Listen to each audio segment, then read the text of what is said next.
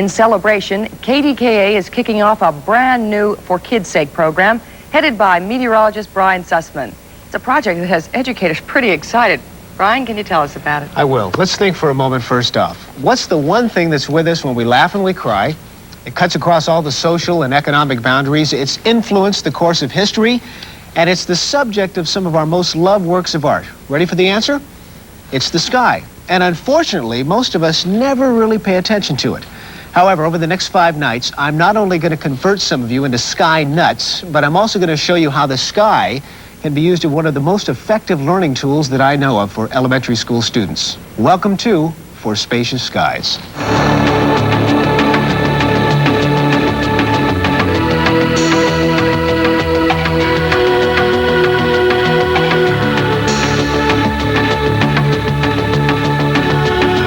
Science has to do with music, and music has to do with art, and art has to do with geography. It's funner than schoolwork.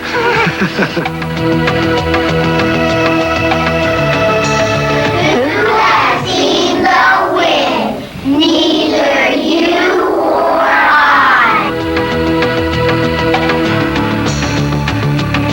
It makes me feel good. Like looking at all these nice clouds. For Spacious Skies, educational, informative, entertaining, even inspirational. And while I'd like to take complete credit for this idea, I really can't. You see, it all began right here in Boston about 10 years ago. And its creator was not a meteorologist, was not an educator. In fact, the creator was a TV newsman who has since dedicated his entire life to what he calls sky awareness. The man is my sky hero, Jack Borden. And one day, on a walk with my wife, I laid down, took a rest, and when I awoke, I saw more of the sky in a millisecond than I had seen in my entire life up to that point. Being a television news reporter at the time, I took to the streets, as it were, and in Arlington, Massachusetts, a suburb where you could see quite a bit of sky, I interviewed 25 people in a row. And I said, how would you describe the present appearance of the sky? And not a single person could describe the sky.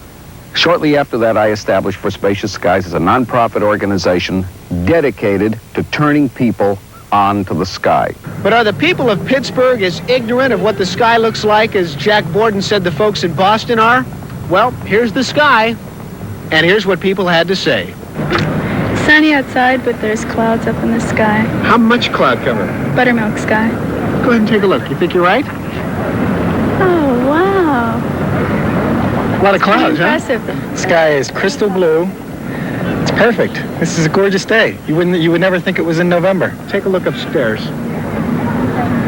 Unfortunately, Jack's point was proven true even here in Pittsburgh. So how do we make people aware of the sky? Well, in Boston, the For Spacious Skies concept has been used in the schools for the past 4 years.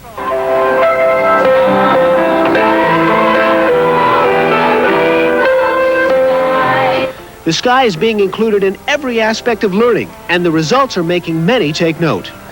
But the good comments are not just coming from elementary school teachers. For example, here at Harvard University, researchers have just finished year number 1 in a 3-year study on the For Spacious Skies program. And the results have been quite positive. They've noticed a 5% increase in students' visual art skills and a 12% increase in literary skills.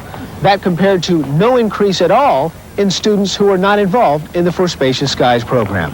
And that's the goal of For Spacious Skies in KD country, to make kids sky aware and help them become better educated too. And all this week, you'll visit my For Spacious Skies pilot schools in Washington, Westmoreland, and Indiana counties, as well as a Pittsburgh city school. Schools where they're finding that the sky is the limit. Now, if you're a teacher, I want you to tune in tomorrow night when I tell you about this For Spacious Skies teacher's manual that I put together. And have your pen and paper handy, because I'm going to tell you how you can get your very own copy. More tomorrow night. Sounds like a terrific program. It's going to be fun. Thanks, Brian. Last night, meteorologist Brian Sussman introduced us to a For Kids' Sake project that he says is going to change the lives of many of our viewers. Brian's here now to tell us more about For Spacious Skies. Brian? Well, Patty, last night we talked about the For Spacious Skies concept, to make people take notice of the sky above and to use the sky as a medium for learning in all area of elementary education. Now, to accomplish this goal, I put together a teacher's manual. It's full of some creative sky-related lessons and activities that my pilot schools are currently using. If you happen to be an educator, in just a few minutes, I'll tell you how you can get your copy of this very guide. But first tonight, let's go back to Boston, Massachusetts, where this For Spacious Skies concept was born. This is a man who I've spent hours and hours with talking about the sky. Jack Borden, a former Boston anchorman who has since dedicated his entire life to making people aware of the sky. He says there are advantages to being sky aware. To be a sky-aware person gives you certain advantages in this world. 5 in particular. 1, you are environmentally protected. Number 2, you are more aesthetically sensitized to the world. Number 3, sky-aware people are spiritual in the sense that they have a sense of wonder about them. 4, they're mellower. Number 5, they are more receptive to information related to the atmosphere. But can you make somebody a sky-aware person? The answer is yes. And to prove that, experts provided me with 4 teachers in the region. Teachers to whom I then provided with my sky lessons and activities. Now, one of those teachers teaches right here at the Martin Luther King Jr. Elementary School on Pittsburgh's North Side. Her name is Ruth Martin, and as you can see, the program here is really taking off. The children find it so fascinating that science has to do with music, and music has to do with art, and art has to do with geography, and it connects everything. And what are the kids doing here? Well, they're using things like prisms to discover that light is actually made of many different colors, the colors of the rainbow. All right, now what we've done, you guys, is I've taken some cups. This one says the Big Dipper on it. I took this star wheel, found out what the Big Dipper looks like, poked holes in the top, just like the stars would be in the Big Dipper, in the same order. Now when you hold the cup up to the light and kind of squint your eyes, it looks like you're really looking at the Big Dipper. Take a look at your cups. It looks like the real It's very neat. And outside, the students are writing each day in their sky journals. The sky is so beautiful today. It almost takes my breath away. The sky is a wonderful thing to have, and we are lucky to have it. The children also showed me how they've been using paint sample cards to determine what color the sky is. But sometimes you don't need paint samples. Hey, wait, let's hold him up. Is his shirt like the sky? Is his shirt like the sky? No. No, I don't think so. Okay. How about this guy? He's got a... Is that... No, okay. Anybody have a sky-colored shirt? You? Yes. Me? Okay, let's see. You like Few kids. Tomorrow night, we're going to continue this introduction to For Spacious Skies. I'll be visiting our pilot schools in Westmoreland, Washington, and Indiana counties. Now for your teachers who are interested in receiving a copy of my For Spacious Skies Teacher's Manual, you can do so by writing to me at For Spacious Skies, care of KDKA TV 1 Gateway Center, Pittsburgh 15222. And make sure you put on your address label For Spacious Skies. Otherwise, it'll get mixed up with all your mail, and we wouldn't want that to happen. Brian, there's a charge for the books. They're free. These are absolutely free, and we put a lot of cost into them here at the station to print them, but it's going to be worth the while. All right. Thanks very much, Brian. Do you like learning about the sky? Mm-hmm. Why? Because it's funner than schoolwork. This is a 5th grade class taught by Elise Zucchelli at the Penns Manor Elementary School near Clymer in Indiana County. And according to Mrs. Zucchelli, the sky is the limit. It's not your regular math and reading and social studies. There's a whole different concept to them. Today they're making mobiles. These are special because they're going to take them home, hang them in Skies program, and talked about how area schools were increasing their sky awareness. Now, he promised that he would go back to those schools after they had a chance to use the program and see how things were going. So tonight, Brian is here now with his first report on the first school. Brian? Right, things are going so well. Tonight I want to take you to a 1st grade class at the Alverton Elementary School in Westmoreland County. Now, this class is unique because they've been using my teacher's manual for several months, long before it was made available to the rest of the educational community. And let me tell you, these 7-year-old students that we're about to meet are having fun and learning at the same time. What are you doing on our planet? We are taking you to our leader. This is a science fiction play about adventures in outer space. The play was only a few minutes long, but it was totally written and produced by the students in Terry Brewer's class.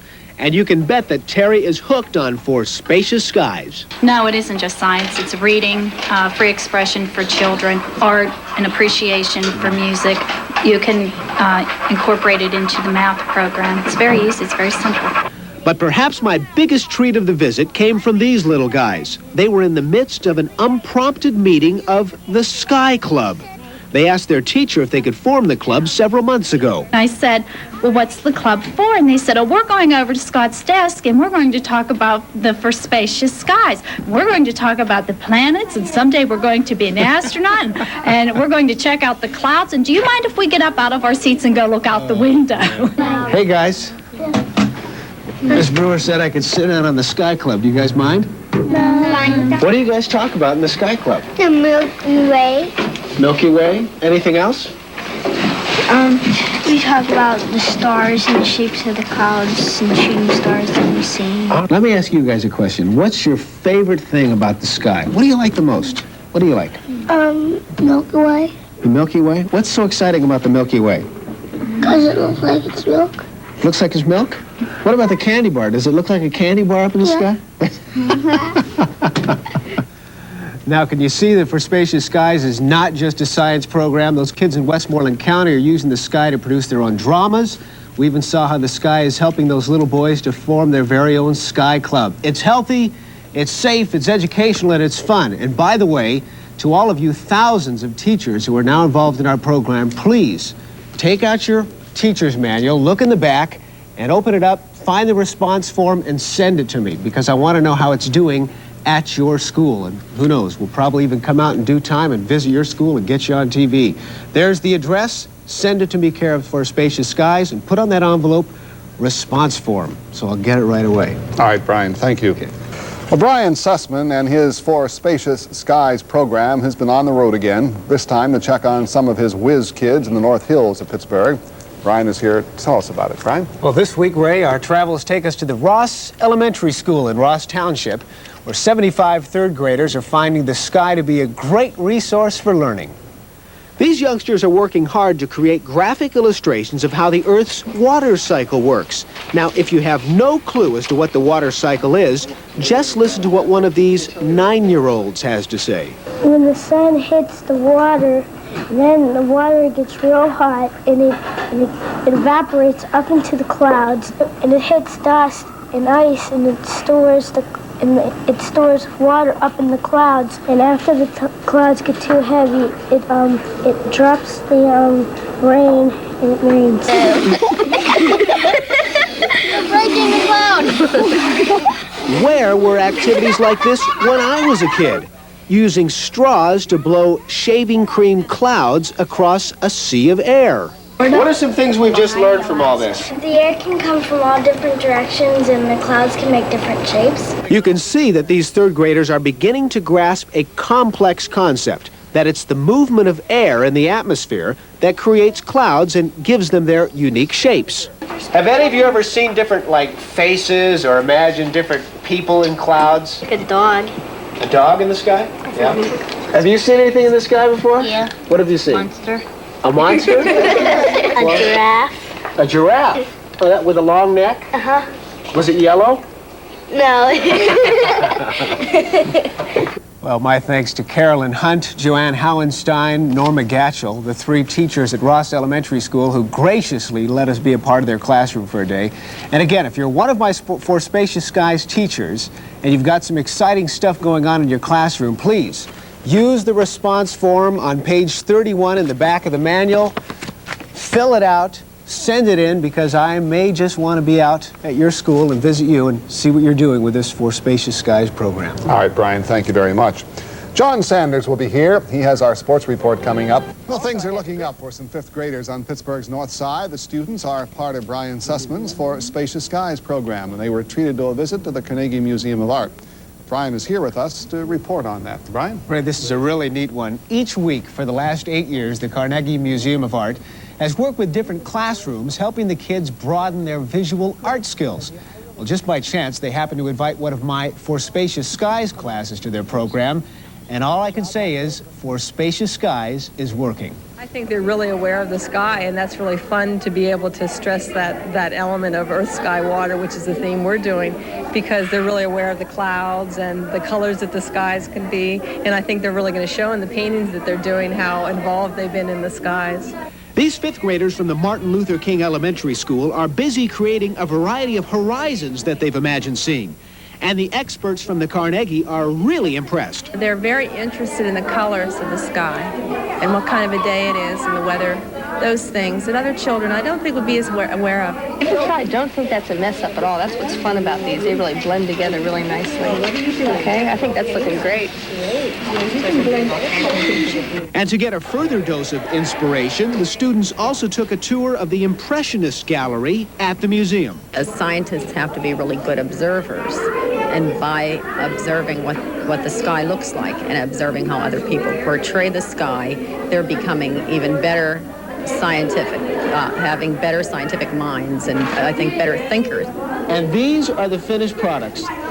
These are pictures done by 10 and 11-year-olds, and you gotta admit, they're beautiful.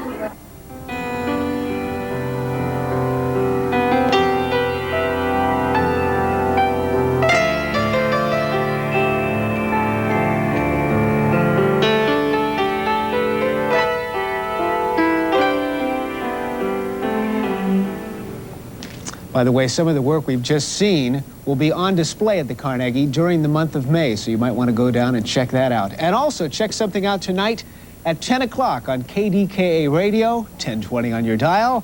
I'll be on talking with Mike Pintek about For Spacious Skies. You're going into the Lion's Den with Pintek? Well, he says he wants to talk about For Spacious Skies. Yeah, sure. We'll find out. Huh? Lots of luck. Thank you. Thanks, Brian.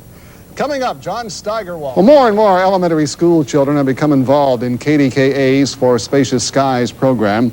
Meteorologist Brian Sussman is here now with news about an entire school in Indiana County that's becoming sky aware. Brian? This is a neat one, Ray. It all started with one teacher, Elise Sue Kelly. She began using my For Spacious Skies manual at the Penns Manor Elementary School near Clymer in Indiana County. And you should see what's happening out there now. The sun shone down on the earth one day, but then the clouds blocked the light away. Then the sun got really sad and started to cry, and he got quite mad. So the clouds couldn't take it any longer and moved away, and the light got stronger. That clever poem was written by a youngster who, like many here at Penns Manor, has become turned on to the sky. I think that it's really doing is making them more sensitive.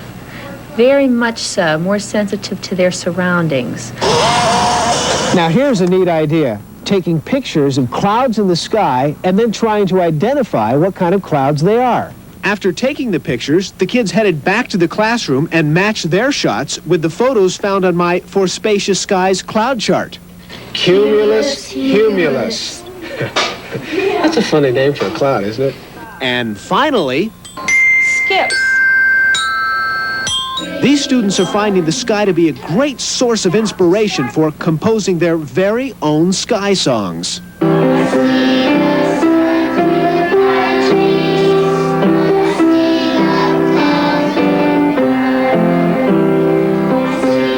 And actually, this is the final move, folks. What you see me doing right now is taking off my tie very quickly.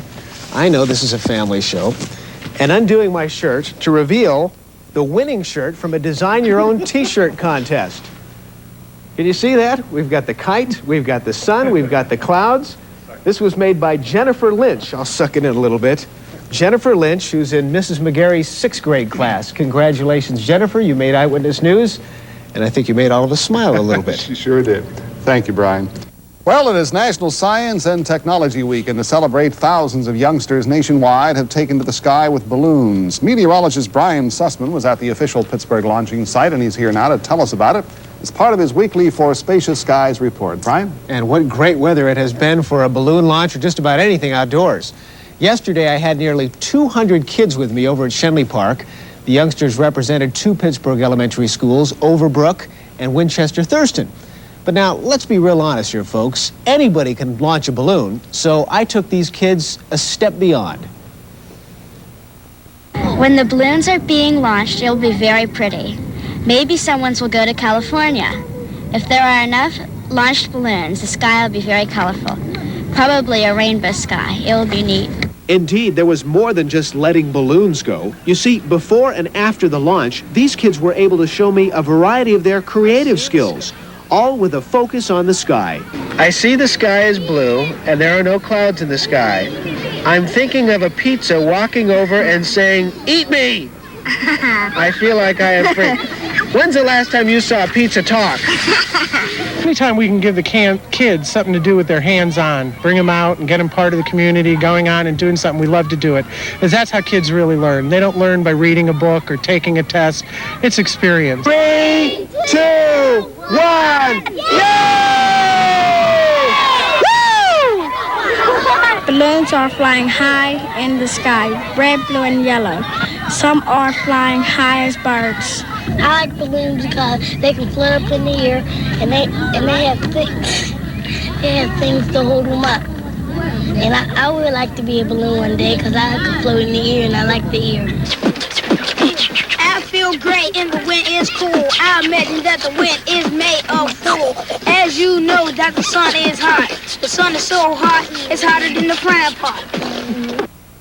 Oh, you gotta love it. By the way, my thanks to Jane Conrad at the Pittsburgh Regional Center for Science Teachers for help organizing the launch, and Dan Judek at City Parks for letting us invade Shenley Park for the day.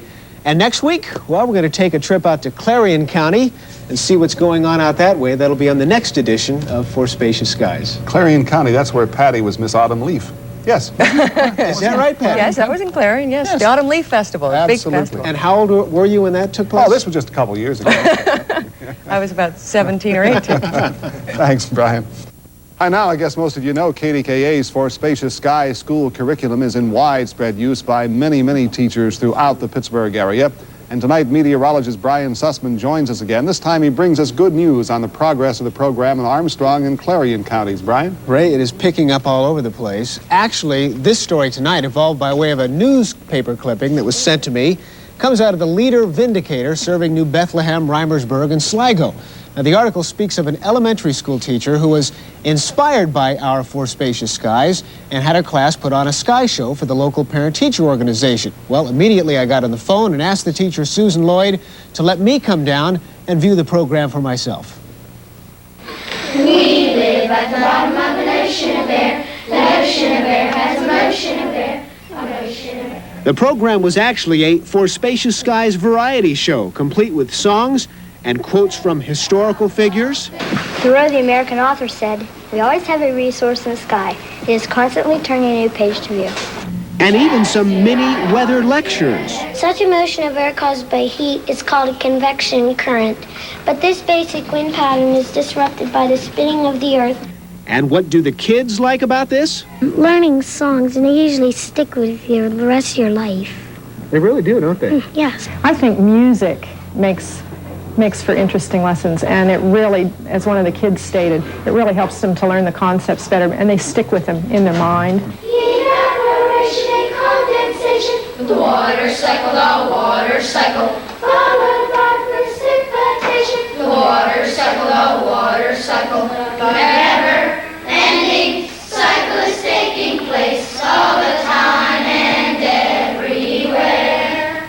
Well, as you can see, things are really looking up in the New Bethlehem area. And next week, we travel to Morgantown, West Virginia for another fantastic edition of For Spacious Skies. All right, Brian, thank you. More and more children are looking up these days to meteorologist Brian Sussman and his For Spacious Skies program. It is Wednesday, and Brian joins us again, and this time he's going to show off some of those sky kids from down in West Virginia. Right, Brian? Ray, I don't mean to correct you. It's Tuesday. Oh, it's Tuesday. Unless we've missed a day somewhere along the line. Brian, yes. I'm sorry about Is that. it Tuesday? First mistake you've made in All months. day, Ray, all day. Ray, it is true, though. Things are definitely looking up at the First Ward Elementary School in Morgantown. They're using my For Spacious Skies manual, and they like what they see. And just what are they seeing? Well, the kids are doing a variety of sky activities, including making shaving cream clouds, constructing their very own wind vanes, and doing some great drawings, too. Now, here was one of my favorite activities of the day, finding words that correspond with the different letters of the alphabet to determine who cares about the weather. A, B, C, D, E, F, G, H, I, ice cream makers. Why would somebody who makes ice cream care about the weather? They don't want to make it in the winter because people won't want to eat it then because it's already cold. Yeah, when do you eat more ice cream, in the summer or the winter? Summer. That's right. What these kids just saw was that weather affects even certain occupations. And as their teacher has discovered, For Spacious Skies isn't just a science course. It's definitely not, because I didn't use it as science. I used it as a social studies program, and it fit in beautifully, which kind of surprised me. Now, this is a fun idea. It's a variation on the old flashcard theme. These are cloud flashcards, and they really do a great job of teaching kids the different types of clouds in the sky. Did you have your hand up first? What is it? Nimbostratus. Nimbostratus. Let's see. Nimbostratus is right. Okay, I think I stumped you guys on this one. It's... Oh. Well, either way, right side up or upside down, it's still alto cumulus, and I stumped you, but you guys are good anyway. Someday I'll have to do a complete report just using goof-ups like that, because then you'll see even more clearly why I enjoy this For Spacious Skies program so much. And by the way, next week, we go to Washington County. On which day? Tuesday. I want to apologize right now to anybody I may have led down the primrose path, because people get upset when they think the week is farther along than it is. Some wish it probably was at times. It is Tuesday, right? Yes, it is. Okay, thank you, Brian. All day. Well, the success of meteorologist Brian Sussman's For Spacious Skies program continues to turn heads in the educational community. In Washington County, there's one elementary school which has been using the program since October, and it seems the entire school has become sky conscious.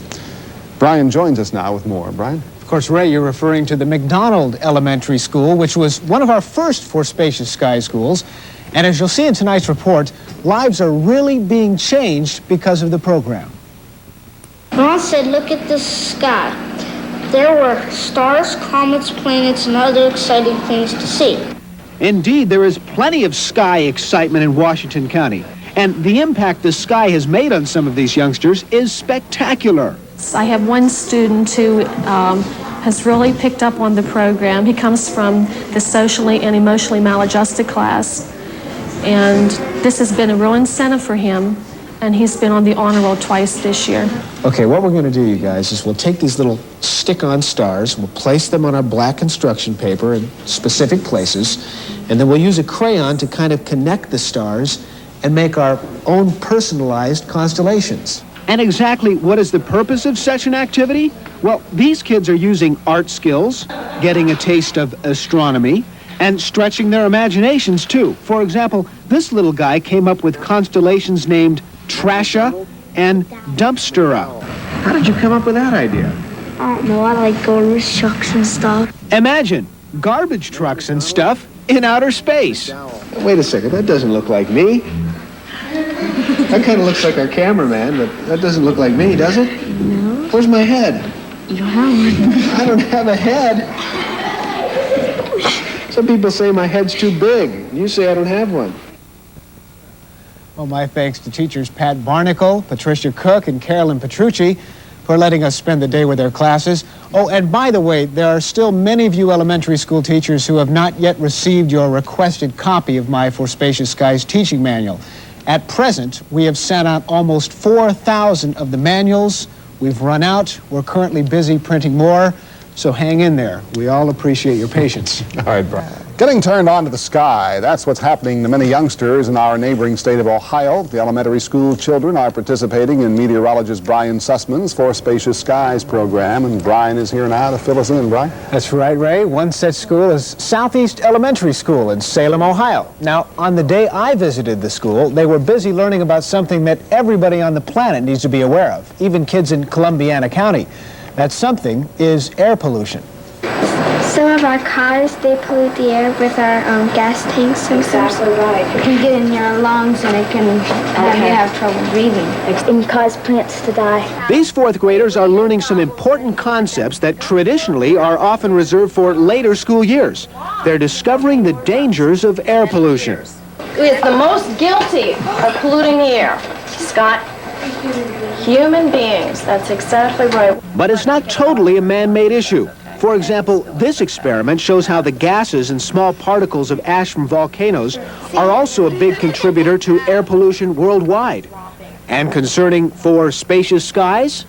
The kids have loved everything that we've done so far. It's gotten them outside, it's gotten them inside, it's made them aware of a lot of things that they've kind of taken for granted and not really paid that much attention to. Now, here's a neat idea I came up with that graphically illustrates to youngsters how air pollution affects the sky. The experiment involves taking a small aquarium with an appropriate background, lighting a pollution source, and letting the students make their own observations. How would you like to live in something like that? Can anybody think of a way I could get rid of that? Just get a nice breath of fresh air down in there, like you're a nice big wind. Is my skyline looking better? Yeah. Making sure that learning remains fun, even when the topic is nothing to laugh about. That's one of the goals of For Spacious Skies, and it seems to be working in Salem, Ohio. Now, next week on The Sky Show, we'll be in Westmoreland County. Should be fun. Thanks, Brian. School year is coming to a close, but meteorologist Brian Sussman was still able to visit one more For Spacious Skies classroom. Brian joins us now, and I understand that there are some special stars out in Westmoreland County, Brian. Oh, indeed, Ray. The stars are shining very bright at the Alberton Elementary School. Now, these first graders you're about to see have been involved with For Spacious Skies since October, and they finished off the school year with a special sky play. Rain, rain, go away, come again some other day. The play began with 3 students who were disappointed that their recess had been spoiled by wet weather. So instead, their teacher encouraged them to discuss and imagine things related to the sky. For example, they had a visit from Jack Frost. Jack Frost, I'll nip your nose and bite your toes, but most important, I sprinkle frost to help Mother Nature paint me in autumn. And then there was another familiar character. I am one of nature's unseen people. I am the Sandman. I gather stardust and sprinkle it in your eyes so you can sleep. And since they needed a big kid to play the part of the sun, they threw me into the production. They even had the planets rotate around me. Explorers used the sun to tell the time. Stars were used for helping to find their way on the land or sea. I am the Big Dipper. It is easy to locate me in the night sky. And you can imagine how the proud parents of these children responded. You remember these things, these little speeches, and that'll stick with them for years. And us parents learned a lot. And as their teacher, Terry Brewer, said to close the show, You can see from today, the most important thing about the sky is that it can make all of us stars.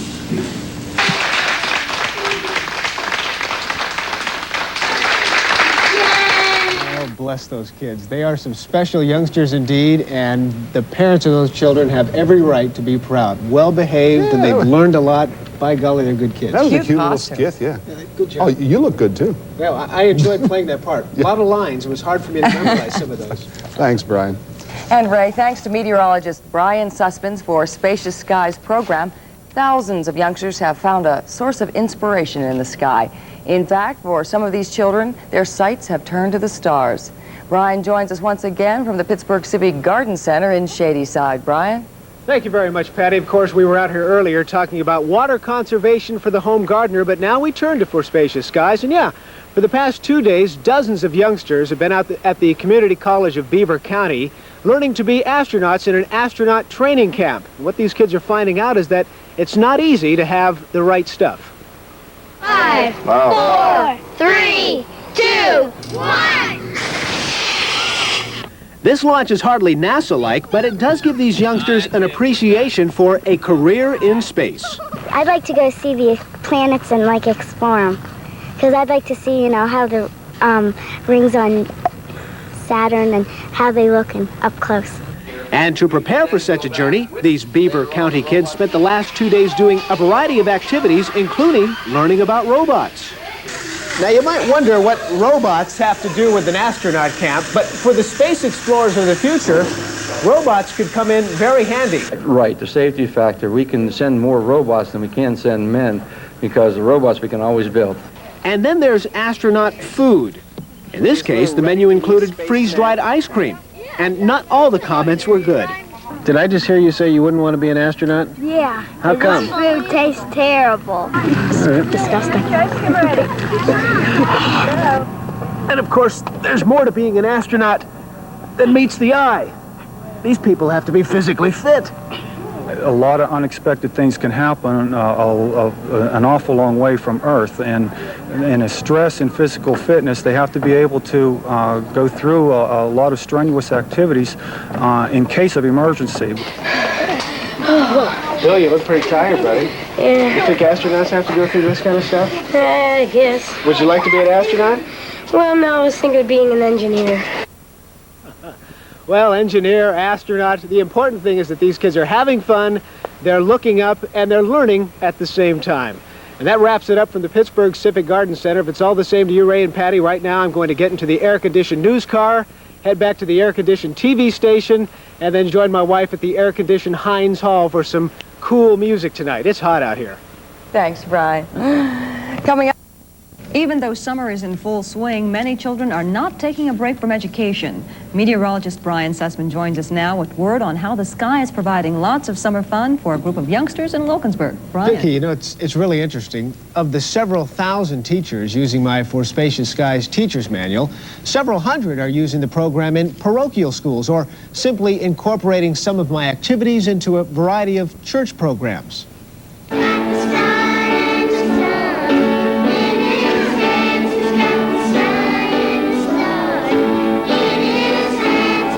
Elementary school-age youngsters are a part of Covenant Church of Pittsburgh. And why was For Spacious Skies incorporated into their program? Well, Brian, we believe that God created the heavens and the earth, and we want to study why and how. And in discovering answers to some of the whys and hows, these children had loads of fun. The younger kids used shaving cream clouds and plastic straws to discover how winds give clouds their often interesting shapes. They followed this activity up by making drawings of clouds they've imagined seeing.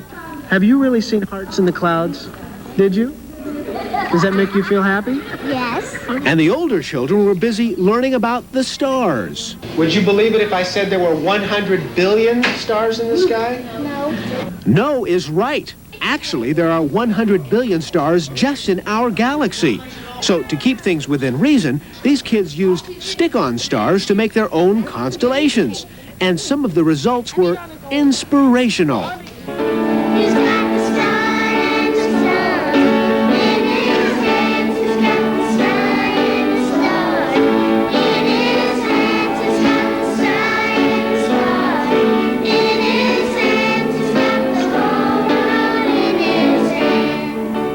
You know, I guess what this report really emphasizes is that For Spacious Skies can be successfully incorporated into just about any situation where the goal is to help kids learn and have fun at the same time. And indeed, in Wilkinsburg, they were doing just that. They sure were. They had a good time. Yeah, and so did I. Thanks, Brian. Well, August is certainly underway. That means the summer vacation is now more than halfway through. But for many elementary school students, this summer certainly wasn't a vacation from learning.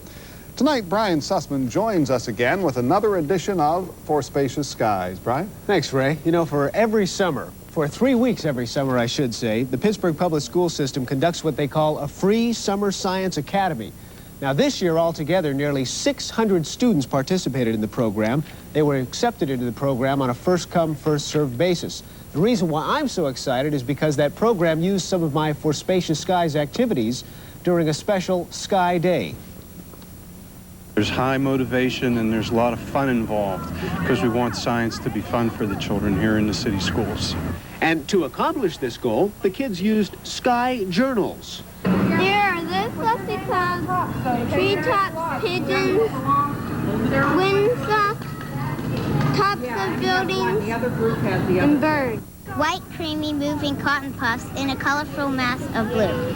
That's what you saw today, huh? Uh-huh. Now, no Sky Day would be complete without the kids being able to learn about the nighttime sky. To do that, they took some thin plastic, taped it together, hooked it up to this fan, and then inflated the plastic to create their very own planetarium. Inside, the students saw constellations created by pinholes poked in the top of the structure. Let's go to Mars, y'all. And how about this? It's a space shuttle totally designed and built by the students. These kids sure had fun, but my personal favorite was yet to come. Now, using these water rockets looks like just plain fun, but actually, it's even more than that. These kids are using math skills to determine how high these rockets are traveling. Wow! You see, by carefully measuring the launch area and then using some economical handmade instruments, these kids found that learning can be fun. Okay, 3, 2, 1. Whoa! You could bet that that kind of activity is fun, especially when the temperatures are in the 90s. Absolutely. Thank you, Brian. Okay. Last Friday, while last-minute preparations were being made for the Westmoreland County Air Show, 100 eyes were focusing on the sky.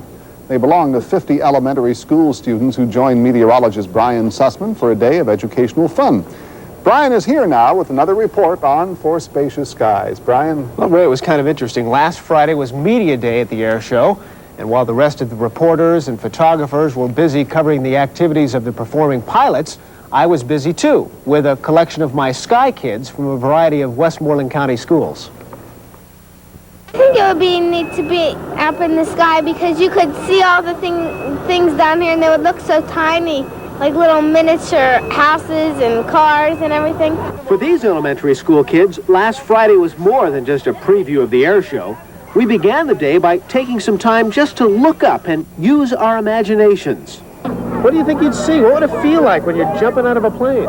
Like you were jumping through ice cubes. It'd be so cold with the wind going through your face. The children also took time to draw their observations and write them down, too. I think it's fun to fly in an airplane. My dad's a pilot, but he does stunts. I wouldn't like to do stunts. I would like to be a pilot, too. It is fun to do stunts, my dad says. I'm not sure that would be really fun after watching other planes do stunts. The things I'm going to see today are the A-1 Phantoms, F-14 Tomcats. I also like the Golden Knights because they can jump from feet to like 24,000 feet. Hey, how do you know all this? I mean, this is some big stuff you learned. I don't know.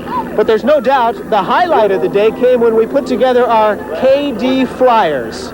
And after several minutes of assembly, our balsa wood biplanes were ready for a takeoff. 1, 2, 3.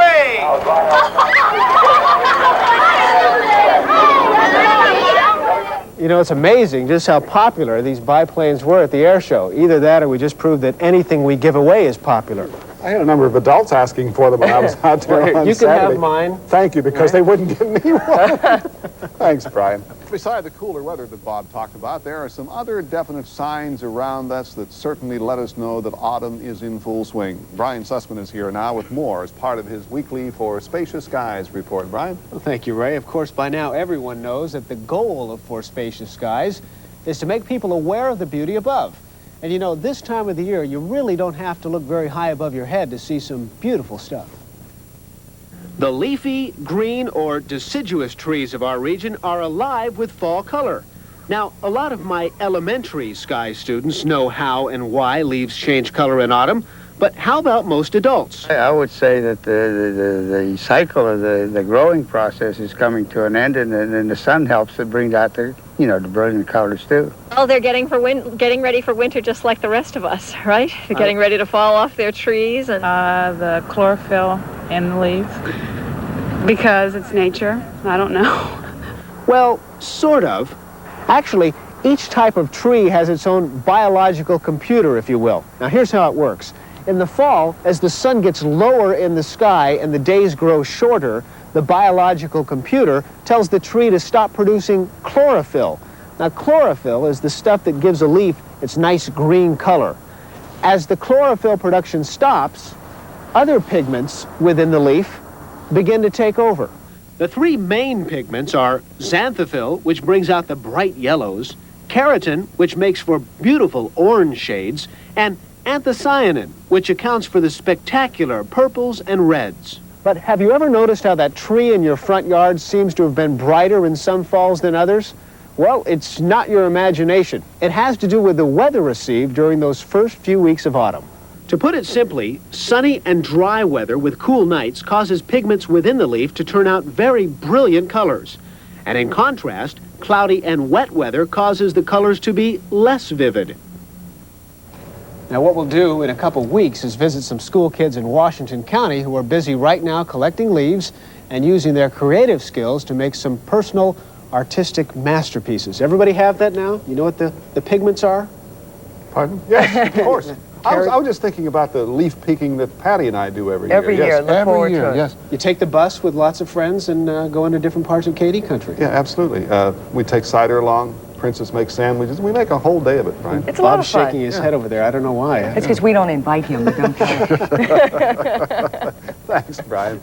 How do you teach astronomy to first graders? Well, at one Westmoreland County school, they found Brian Sussman's For Spacious Skies program to be a great way. Brian has that now in his weekly For Spacious Skies report. Brian? Ray, the place, Ruffsdale Elementary School. The teacher, Terry Brewer, who's been using my program for over a year now.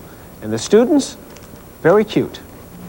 This first grade class is filled with a variety of astronomical activity. During my visit, I caught these kids learning about the rotation of the Earth and the way the sun seems to travel across the sky. And by connecting the dots, they're learning a lot more than just their numbers. Does the moon look like this? I looked up once and I thought it was the half of the moon, and it was real bright, and I saw some stars. It was real bright. Did you see numbers on the moon? No. Twinkle, twinkle, little star. Have you ever wondered why stars twinkle? Well, here's an experiment that's not in my teacher's manual. Terry Brewer came up with this one herself. It involves a straw, a coin, and a cup of water. And it's doing a great job of teaching these first graders the answer to a very interesting question. Well, being involved with For Spacious Skies, you just get used to thinking in terms of sky. And everything, I feel, is a learning experience. And one day while I was cleaning my rings, I just dropped it down into the cleaning solution, and I saw how that just burst of light, like a star twinkling. Actually, what these kids are learning is that the stars don't really twinkle or move. Instead, they only seem to move as their light passes through the moving layers of air that make up the Earth's atmosphere. Oh, and the kids also did away with that myth about the moon being green. The moon is not green. The moon is not green? No. It is not? Some people think it is, huh? Yeah. Now finally, for those of you who've been patiently waiting for your copy of my For Spacious Skies Teacher's Manual, our newest printing is going to be ready for distribution in the next week or two. So please, I appreciate your patience. We'll be getting out to you, and sorry for the delay. There's lots of folks who have been waiting, and we'll be cranking them out here in the next couple of weeks. Checks in the mail. Checks are in the mail, so to speak. You don't want one. We've been waiting. Yes. You said we had to wait. Low priority. I know we are. Very low, very low. Thanks, Brian. It was a year ago this week that Brian Sussman introduced KD Country to a teaching tool that has won some very high marks from educators across the United States. It's called For Spacious Skies, a program which is now used by nearly 5,000 teachers in the greater Pittsburgh area alone. And Brian, I understand that tonight you're going to give more teachers the opportunity to get involved with For Spacious Skies. That's right, Patty. In just a moment, I will be giving out the address for a free copy of my teacher's guide. However, before I do that, let me give you a quick history on For Spacious Skies. It's an idea that was born 10 years ago by my sky guru of sorts, Jack Borden, who's a former Boston TV anchorman. Now, I hooked up with Jack less than 2 years ago, at which time I was given the opportunity to collaborate with him and put together a brand new For Spacious Skies Teacher's Manual. Now, the goal of the program is to make people aware of the beauty of the sky, while at the same time using the sky as a learning tool for elementary school kids. Now, despite my efforts, I know that there are still some of you who are saying, Suss, what is the big deal about the sky? Well, to answer that, we go to Boston, Massachusetts right now, where there he is, the head clown himself. Jack Borden is sitting there. Jack, what is the big deal about the sky? Well, Brian, we've shown that a person who is truly aware of the sky possesses 5 very important attributes. A, they have a sense of protectiveness about the environment. They never even consider throwing a Kentucky Fried Chicken box around. Number 2, they have a higher aesthetic sense, appreciation of art and photography. 3, a sense of wonder, a sense of awe, a certain spiritual dimension to their personality. Number 4, they tend to be mellower, less agitated, And number 5, more receptive to information related to the sky. And if you stop and think about it, just about everything is related to the sky. You've been telling people that, and I think they understand that by now. So I think the thing that we need to reemphasize, Jack, is the fact that this is not just an elementary science program. Brian, just the other day I received a note from a Trappist monk in Spencer, Massachusetts, as follows. This will test the Latin of your audience. Nullus juvenis mirans etheris, pulchritudinem argentarium, septem undecem umquam invadit. Translated, it means, no kid who appreciates the beauty and wonder of the sky will ever mug a 7-Eleven cashier. Jack, finally, in closing, how do I finally convince Ray and Patty that they need to become sky people? Ray and Patty, get out from those Klieg lights, those studio lights. Get out under the real lights, the star, the moon, the sun, okay? Look at it, see it, appreciate it, and you'll feel the change and you'll know what Brian's talking about. Oh, Jack, I like the star and the moon. Can't complain about that. Okay. Jack, thank you so much. All right, here's the big moment, friends. If you would like a copy of my school guide, all you have to do is, on your school letterhead, please, elementary school teachers only, for Spacious Skies, care of KDKA TV, 1 Gateway Center, Pittsburgh, Pennsylvania, 15222. And Ray and Patty, if you want a part-time job, just head to the mailroom in a couple of days because we're going to be flooded with requests for this. Well, it's just a wonderful program, and we've heard so many raves about it from all the teachers in the area. You should be congratulated, so should Jack. Thank you. I've seen stars many times, and most of the time I wasn't even looking up at the sky. Thanks, Brian. For many children throughout KD country, Brian Sussman's For Spacious Skies program is bringing new excitement to their learning process. Brian is here now with a look at what's happening at a school over in East Liverpool, Ohio. Brian? Ray, the school is LaCroft Elementary, and it seems like everyone in the school has been turned on to the sky. For example, each day at LaCroft starts out with a weather report broadcast over the school's PA system. Hi, my name is Jennifer Kyle. I'm your weather person for today. The temperature is 30 degrees. The wind is blowing at 0 miles per hour. We will not be going outside today. Following the report, the kids take a moment to jot down the information in their personal observation books. But it doesn't stop here. The teachers are hooked on For Spacious Skies. Well, we like it here at LaCroft because we've been able to use it throughout our curriculum for writing, for art, for science. One of the exciting things about LaCroft Elementary School is that the teachers have these kids involved in a lot of hands-on experiments. The students are making cotton puff clouds, studying the constellations, creating sky poems, and even using air pressure to defy gravity.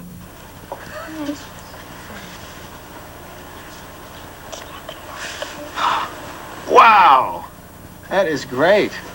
But no doubt my favorite came from this little guy who used the chirps of a cricket to determine the temperature. You count how many chirps it does in 15 seconds. Mm-hmm. And then you add that number to 39, and that's close to the temperature. That is great. The cricket was in the shade though, and the thermometer was in the sun. Now, how do you hold a cricket down for 15 seconds? You don't. I didn't even have a cricket. You just listen for one? Yep. Oh, that's great. All right. I like that. And also, you can't do it with a female cricket. Can't do it with a female. Well, how do you know a male from a female? Females don't chirp. You had to ask. Nothing else. If nothing else, you learn the difference between a female and a male cricket. You had to ask that question, Great, Brian. Thank you. Right. Well, ever since Brian Sussman began his For Spacious Skies program, more and more Pittsburghers are paying attention to the sky above. Brian is here now with word on a prominent local attraction that has taken to the sky in dramatic fashion. Brian? We have a little fight breaking out there to the right of us, right? Well, Ray, of course, we're talking about the Pittsburgh Children's Museum on the north side. They just unveiled a piece of art that's making everyone who visits the museum look up. It's called Sky. This thing is called Sky. The sky. This whole thing up in the air is called the sky. Oh, that up there, that blue stuff? This thing right here. Oh, I thought you meant outside. Okay, so at first glance you might have trouble linking this gigantic 4-story indoor sky sculpture with the real thing. But after a few minutes, you'll begin to make the connection. The creator of Sky is Pittsburgh native Christopher Anselmo Priori, an artist who enjoys the sky. I'm consistently amazed at its beauty and its variety of colors and the abstract shapes that you see flying around in it. One of the great aspects to this work is that it, like the actual sky, changes appearance with altitude. The piece is made to work from every angle, and if the viewer takes the initiative and walks around the piece, then he is given a lot of surprises. Some of the shapes change colors. I hope that this will create some good memories for children. And so on that cue, I quizzed some first graders from Homestead's Barrett Elementary School on what they see in Sky. The moon. The moon? Where's the moon? The bird. I see its little eyes over there. Okay, bird and a beak. Trainer. Okay. With bicycle tire. Bicycle? And that thing tells the direction of the wind. Oh. Mercury, Venus, Earth, Mars, Jupiter, Saturn, Uranus, Neptune, Pluto. You can see them, can't you? They're all right there in a row on the end of the moon. How about that gold cloud over there? Where? God. No, the water. Is it? Yeah. You think so? Yeah. Okay. It might be God or the water. Now we've got religion, we've got the elements, we've got it all for you over at the Children's Museum. It really is an interesting sculpture. Oh, sure it is. We'll have to send those two over there just so they can That make Chris up. Priori's a good artist. I know.